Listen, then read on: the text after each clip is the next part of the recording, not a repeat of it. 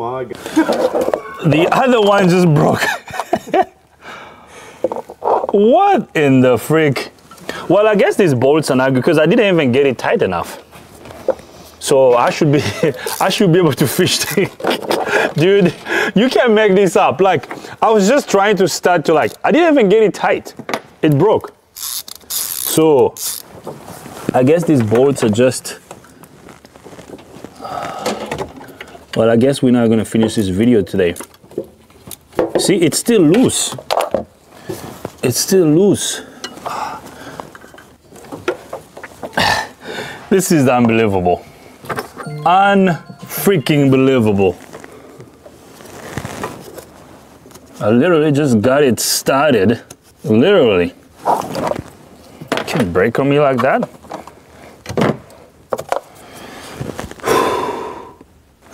Let me see if I can get a needle nose. I should be able to remove that because, I mean, it's not tight. It is not tight.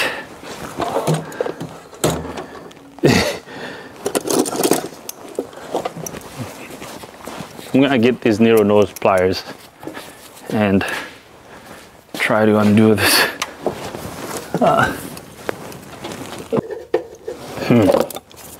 So the piece of that little bolt that broke is coming out now because I didn't even get it tight, guys. I didn't get it tight. It broke, so here it is. So it wasn't even tight. So I believe this bolt already got weak because I was just trying to tighten it and then it snapped. So luckily this other piece came out very easily. So we have another piece from the other bolt on one of those holes. So I'm gonna look around the shop to see if I have one of these bolts here so we can install the new one. But if not, we're gonna have to push this outside and wait until tomorrow. If I don't have one of these bolts, we're just gonna push it out for now. So I'll look around to see if I have this bolt and then I'll bring you guys back up. All right, so we decided to try to go to Tractor Supply and see if we can find these bolts. I kind of doubt it, but we're gonna go there and see if they have these bolts. We are here at Tractor Supply. Let's see what we're gonna find. What was the number? Was it M610? Oh, check this one out. That looks like it. Maybe. Oh, we might be in business, buddy. The thread's too big. This one is slightly long, but we might have to put washers on it. What does it say over there? M what? M610. M6. Maybe it's this one. It's this one. I'll take these two. It's this. This is the bolt. Now this one is slightly long, but we can just put washers on it. Okay. And then let me see if there's a shorter one.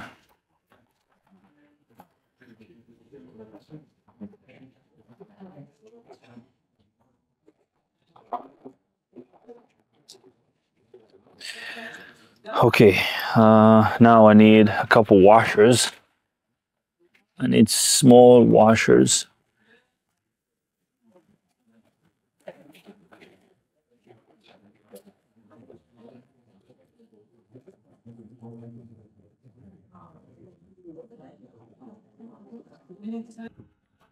I might just have to cut this bolt actually. See, it's slightly longer, but I can just cut it off. Yeah, I'll see if I can just cut it off. All right, we are back in the shop. We got the bolts from Tractor Supply. They look identical to the original bolt. Okay, same thread pitch. So now we're gonna install our new VTech solenoid block.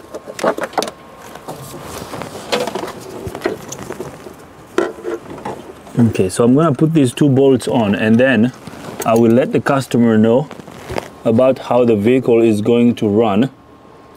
Hopefully it's not gonna leak, and then maybe he's gonna try to fish it out himself to fish out the other bolt. Okay, this one is going in.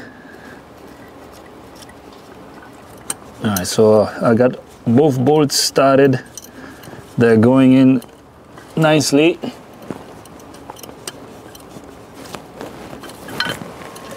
Now we're gonna use our ratchet to tighten the bolt.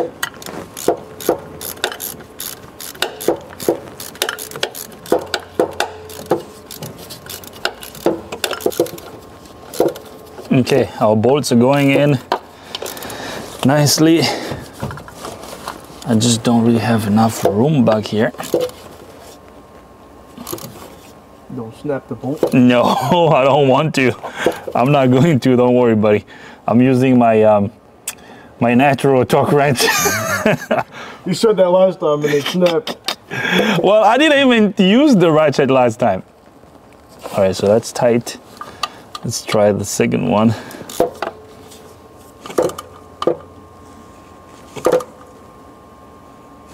That's good. Oh. No, it was just my ratchet that slipped. All right, so that's good. So now I'm gonna connect the electrical connector of the switch to the switch. Perfect. So we got our new VTEC valve assembly installed. So here's the old one. I'm gonna put it back in the box. I don't know if there's a core for this. I'll call Honda and ask them. I don't think there's a core, but we're gonna put it aside here. So now let's do the oil change. I'm gonna lift up the vehicle so we can drain the oil out of the engine. We're gonna replace the filter, and then we're gonna take this on a test drive.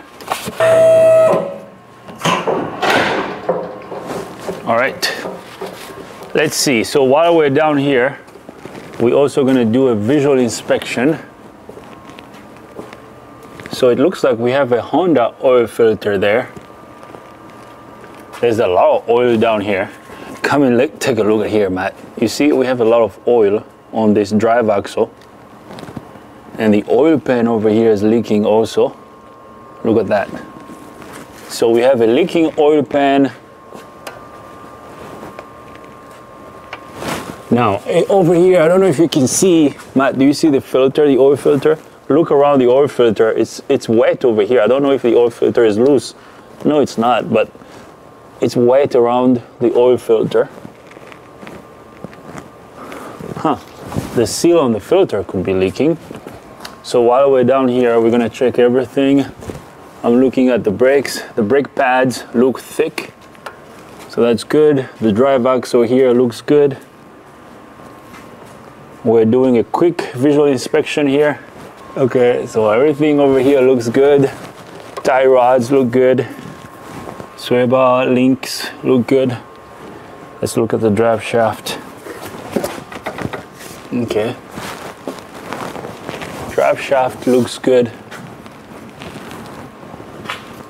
Actually, the exhaust, look at the exhaust over here. This is gonna start leaking soon. Actually, it's rusting through, look over here. Yeah, oh, look at that. He's gonna need the exhaust. If I shake this, this is gonna break. So he's gonna need the exhaust.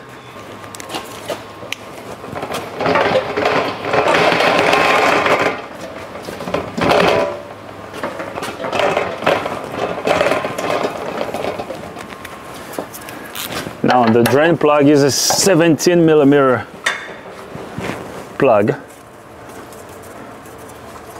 So we're gonna remove this.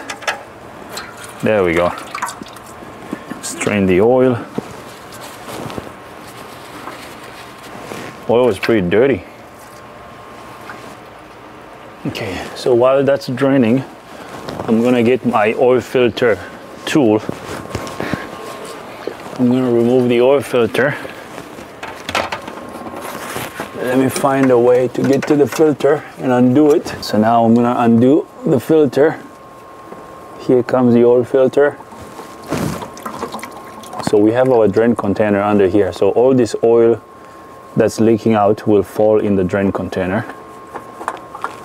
Okay, So here comes the oil filter. Actually, it's a Honda oil filter. I don't know if this is OEM, but it looks like an original Honda filter. So I'm gonna clean the oil filter seat.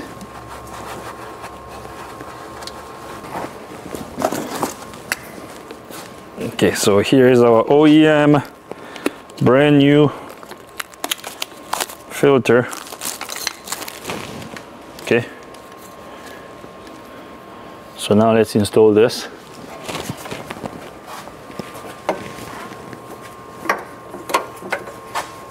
I'm gonna get it up here. I'm gonna make sure everything is lined up. I'm just gonna spin it by hand.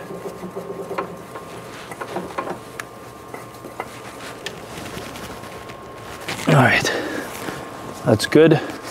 So now I'm gonna install the drain plug. We got all the oil drained out of the engine.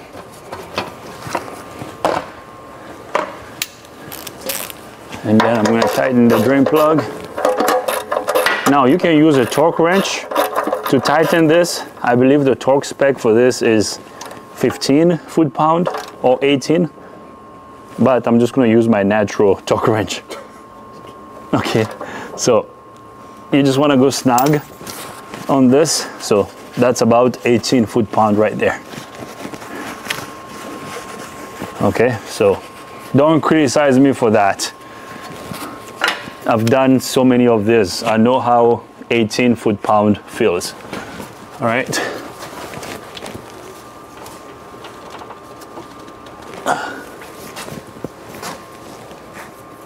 Okay, so we're good to go. The filter is installed. So now let's lower the vehicle. Okay. So let's put some oil in this engine. This engine takes 5W20. It takes about 4.5 quarts. And we're putting full synthetic motor oil in this. I'm going to check the level.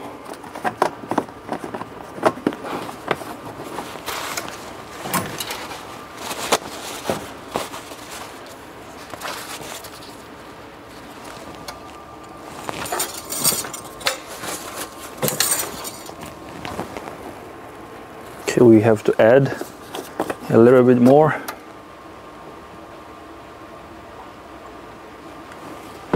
Because we put a new filter, so some oil will get trapped inside the new filter. Let's see, so right there, we're just right there on the second dot. That's good. So now I'm gonna go in the vehicle and start the engine,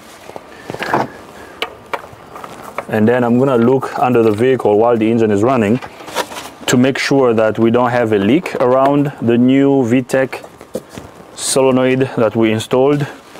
And after that, we're gonna go on a test drive. I'm gonna look around the VTEC solenoid that we installed to see if we have a leak there. There are no leaks, although we have one bolt that's missing, and we know why.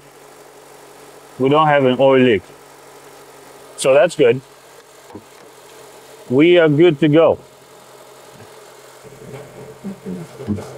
Actually, before we go on a test drive, I want to use my a multimeter to check the voltage on the VTEC switch with the new switch. You will see on the new switch, the voltage is going to be steady. It's not going to be jumping up and down like on the other one. Let me get a multimeter. Our multimeter is still set up on the voltage scale. Now, one lead, my black lead of my multimeter is connected to battery ground. And then my red test lead, I'm gonna connect it to the VTEC pressure switch signal wire.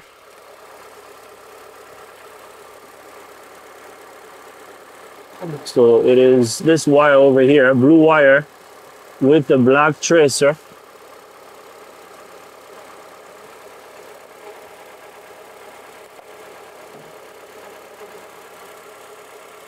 So check this out. With this right now, we are reading 0.0 volts. So as you can see, our reading is a lot different from what we had before. Remember before, our voltage on the multimeter was jumping up and down with the engine running. So right now we're sitting at 0.01 volt. So I can already tell a big difference right now in terms of the voltage. So I'm gonna remove my piercing tool. So let's go on a test drive. When we get back, I'm gonna wrap up this video and then I will use some liquid tape to fix. Actually, let me see if I can do it right now, because I know some of you might say, maybe you're not gonna do it. I will. Hold on. So I got some liquid tape over here. So every time you use a piercing tool, you have to use this liquid tape to fix all the holes that you make in the wire, to seal the holes. So I'm gonna use this just a little bit on the wire that we were piercing.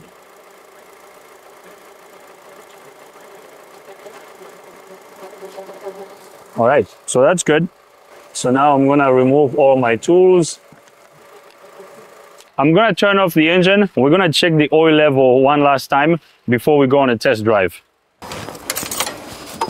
Let's make sure we have the correct amount of oil in the engine.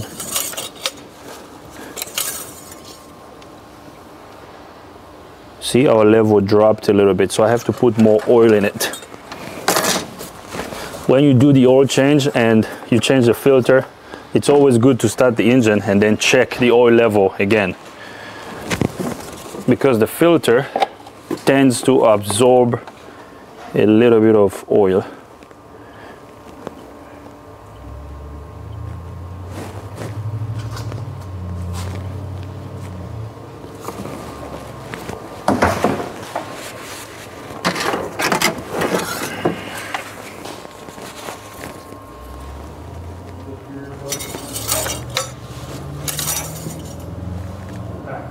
I would like to clear the codes out of the engine computer. I can't talk.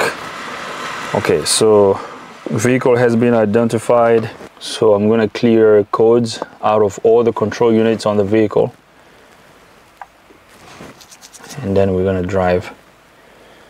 Remember, when I first cleared the codes came back just a few minutes after that. So if the code doesn't come back, that will tell us that we made the right call and this vehicle will be fixed. And I'm sure it will. I mean, just based on the voltage that I saw coming out of the pressure switch right now, I mean, you can see the difference. Right now at idle, we had 0.01 volt steady voltage coming out of the pressure switch. But remember before, the voltage coming out of the pressure switch, it was bouncing up and down between 5 volts, 6 volts, and so on. So I know this is going to be fixed. So the only other issue would be fishing out that other bolt that's broken on the VTEC block. I will talk to Mike tomorrow and see what he decides. We can either take it to the machine shop so they can fish it out, or maybe he's going to try to fish it out himself, because Mike sounds like someone who's really knowledgeable about mechanics, and he knows a lot about his car and about fixing cars. So I'm sure he can probably do that himself.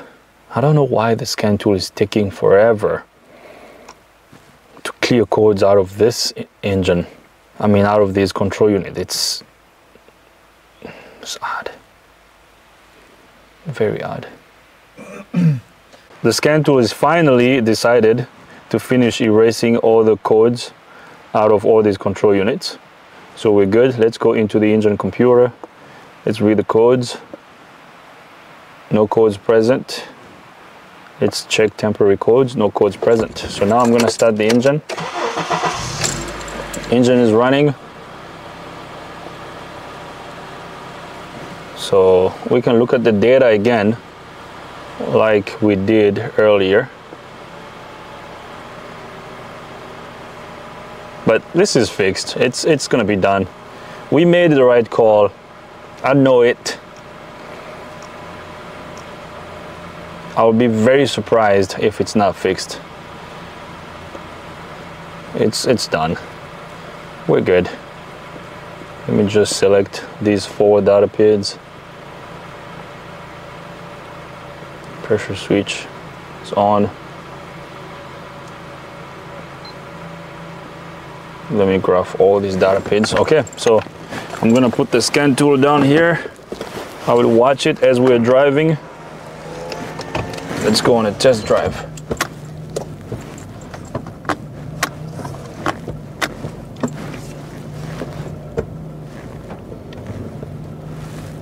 Okay, so check engine light is off because we cleared the codes. It's getting dark here.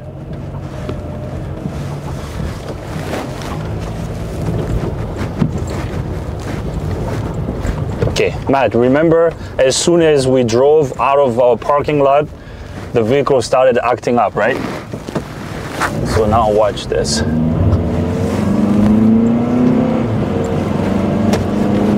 What do you think, Matt? Damn. Remember it was like jerking, really, like it was jerking a lot.